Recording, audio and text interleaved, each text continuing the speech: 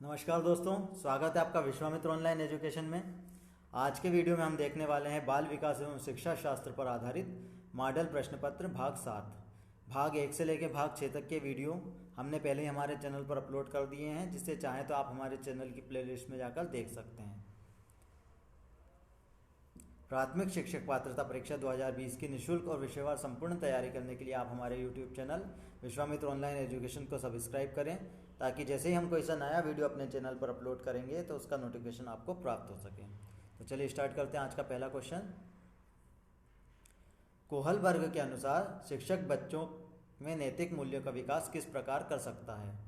धार्मिक शिक्षा को महत्व देकर, व्यवहार के स्पष्ट नियम बनाकर, नैतिक मुद्दों पर आधारित चर्चाओं में उन्हें सम्मिलित करके, या फिर कैसे व्यवहार किया जाना है इस पर कठोर निर्देश बनाकर।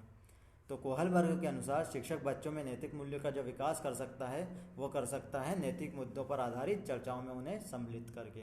तो इसका जो आंसर होगा वो होगा ऑप्शन सी, नैतिक मुद्दों पर आधारित चर्चाओं में उन्हें शामिल करके। निम्न में से कौन सी समस्या समाधान की वैज्ञानिक पद्धति का प्रथम चरण है? निम्नलिखित चरणों में से कौन सी समस्या समाधान की वैज्ञानिक पद्धति का प्रथम चरण है? प्राकल्पना का परीक्षण करना, समस्या के प्रति जागरूकता, प्रासंगिक जानकारी को एकत्र करना, या प्राकल्पना का निर्माण करना। तो इसका जो सही आंसर है वो है समस्या के प्रति जागरूकता, जिसके द्वारा समस्या समाधान की वैज्ञानिक पद्धति का पहला चरण होता है। शारीरिक गतिक बुद्धि रखने वाले बच्चों की जो अंतिम अवस्था है वो कौन सी है? कवि, शल्य चिकित्सक, वाचक या राजनीतिक नेता। तो शारीरिक गतिक बुद्धि रखने वाले जो बच्चे होते हैं उनकी जो अंतिम अवस्था होती है वो होती है शल्य चिकित्सक। ऑप्शन बी इसका सही आंसर होगा। प्रतिभाशाली शिक्षार्थी होते हैं अभिसारी चिंतक, अपसारी चिंतक, बहिर्मुखी या बहुत परिश्रमी। तो जो प्रतिभाशाली शिक्षार्थी होते हैं वो होते हैं अपसारी चिंतक। ऑप्शन बी इसका सही आंसर होगा। निम्न में से कौन सृजनात्मकता से संबंधित नहीं है? निम्नलिखित में से कौन सा सृजनात्मकता से संबंधित नहीं है? मौलिकता, प्रवाह, उपयोगिता या मितव्ययिता। तो जो सृजनात्मकता से संबंधित नहीं है वो है मितव्ययिता। इसके अलावा मौलिकता, प्रवाह और उपयोगिता ये तीनों ही सृजनात्मकता से संबंधित होते हैं। अगला प्रश्न, किशोर अवस्था में चरित्र निर्माण से जो अवस्था संबंधित है वह निम्न में से कौन सी है? किशोर अवस्था में चरित्र निर्माण से जो अवस्था संबंधित है वह निम्न में से कौन सी है?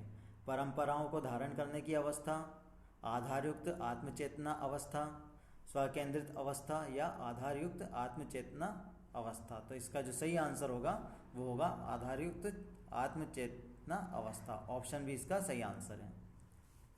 मानसिक विकास का संबंध नहीं है स्मृति का विकास, तर्क एवं निर्णय, शिक्षार्थी का वजन एवं ऊंचाई या अवबोध की क्षमता। मानसिक विकास का संबंध किससे नहीं है? तो इसका जो आंसर होगा वो होगा ऑप्शन सी, शिक्षार्थी का वजन एवं ऊंचाई, जिससे मानसिक विकास का कोई संबंध नहीं है।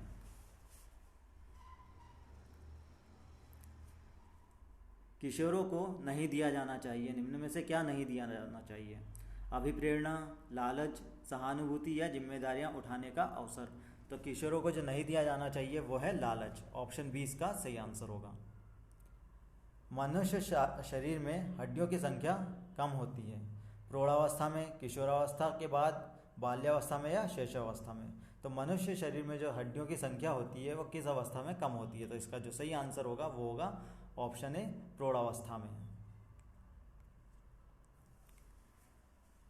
अगला क्वेश्चन, किशोरावस्था बड़े संघर्ष, तनाव, तूफान और विरोध की अवस्था है। यह कथन निम्न में से किसके द्वारा कहा गया है? किशोरावस्था बड़े संघर्ष, तनाव, तूफान और विरोध की अवस्था है। यह कथन निम्न में से किस विद्वान द्वारा कहा गया है? Skinner, E.A. कैलपेट्रिक, स्टैनले हॉल या थॉर्नडाइक। तो इसका जो सही आंसर है वो है स्टैनले हॉल। यह कथन स्टैनले हॉल का है। पठन पाठन में शिक्षकों को क्या करना चाहिए?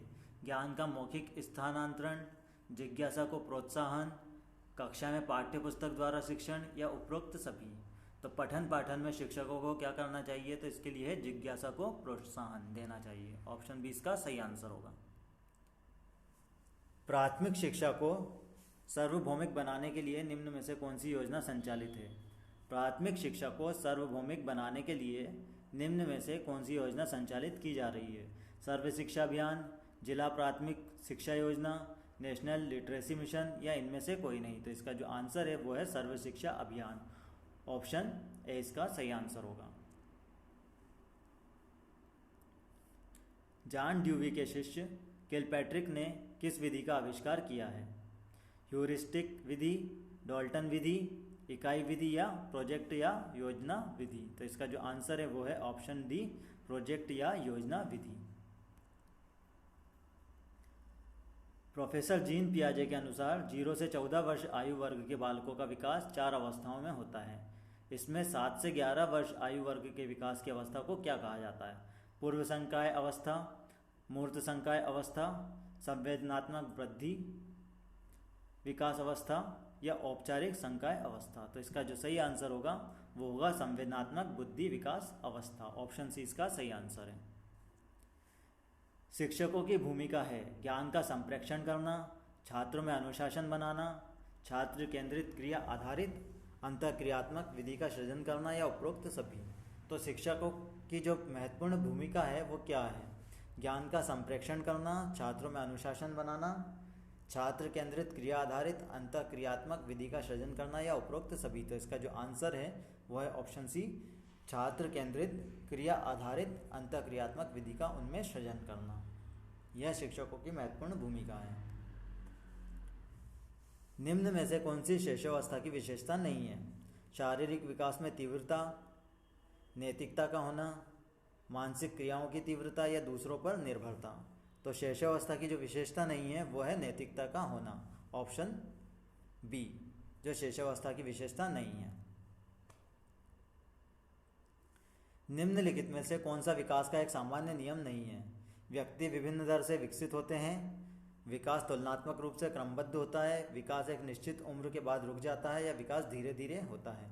तो निम्नलिखित में से जो विकास का एक सामान्य नियम नहीं है वो है विकास एक निश्चित उम्र के बाद रुक जाता है। यह कथन गलत है। निम्न में से कौन सी संज्ञानात्मक प्रक्रिया है? खेलना, प्रतिवृत्ति क्रियाएं, चिंतन, या दौड़ना। तो सृजनात्मक प्रतिक्रिया जो है वो है चिंतन। ऑप्शन सी इसका सही आंसर होगा।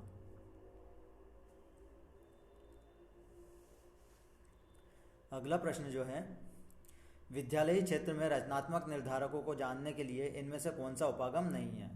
वार्तालाप कौशल, बहुविकल्पी प्रश्न, परियोजना कार्य, या मौखिक प्रश्न। तो विद्यालयी क्षेत्र में रचनात्मक निर्धारकों को जानने के लिए इनमें से जो उपागम नहीं है वो है परियोजना कार्य। ऑप्शन सी इसका सही आंसर होगा। आपकी कक्षा के कुछ छात्र अति मेधावी हैं, आप उन्हें किस तरह पढ़ाएंगे? कक्षा के साथ, संबद्धीकरण कार्यक्रमों के द्वारा, उच्च कक्षा के साथ, या जब वे चाहें। तो इसका जो सही आंसर होगा वो होगा ऑप्शन बी, संबद्धीकरण कार्यक्रमों के द्वारा। ऑप्शन बी इसका सही आंसर है। रॉबर्ट गेने ने अधिनियम की कितनी परिस्थितियां बताई है? रॉबर्ट गेने जो हैं उन्होंने अधिगम की कितनी परिस्थितियां बताई हैं? 5, 6, 7 या 8। तो इनके अनुसार जो है परिस्थितियां वो है 8। ऑप्शन डी इसका सही आंसर होगा। प्रयत्न व त्रुटि अधिनियम जो है वो किसके द्वारा दिया गया है? मास्लो, गिलफर्ड, कॉफा, या थार्नडाइक। तो इसका जो सही आंसर है वो है थार्नडाइक। ऑप्शन डी इसका सही आंसर होगा। निम्न में से कौन सा उद्देश्य के संज्ञानात्मक क्षेत्र का नहीं है? सामान्यीकरण, अनुवाद करना, अनुप्रयोग करना, या सचित्र विवरण। तो जो इसका आंसर होगा वो होगा अनुवाद करना। ऑप्शन बी इसका सही आंसर है। कौन सा सिद्धांत अधिगम स्थानांतरण में सहायक नहीं होता है? निम्न में से कौन सा सिद्धांत है जो अधिगम स्थानांतरण में सहायक नहीं होता? समरूप तत्वों, मानसिक अनुशासन, अर्थपूर्ण सामान्यीकरण, या तथ्यों की विशुद्धता। तो इसका जो आंसर है वो है तथ्यों की विशुद्धता।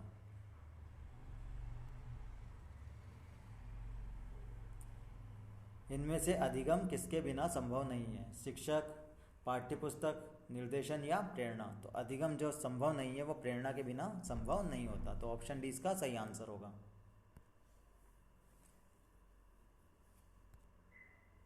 तो अगर आपको ये वीडियो पसंद आया तो वीडियो को लाइक और शेयर कीजिए। साथ ही अगर अभी तक आपने हमारे चैनल को सब्सक्राइब नहीं किया तो चैनल को सब्सक्राइब करें, ताकि जैसे ही हम कोई सा नया वीडियो अपने चैनल पर अपलोड करते हैं तो उसका नोटिफिकेशन आपको प्राप्त हो सके। धन्यवाद।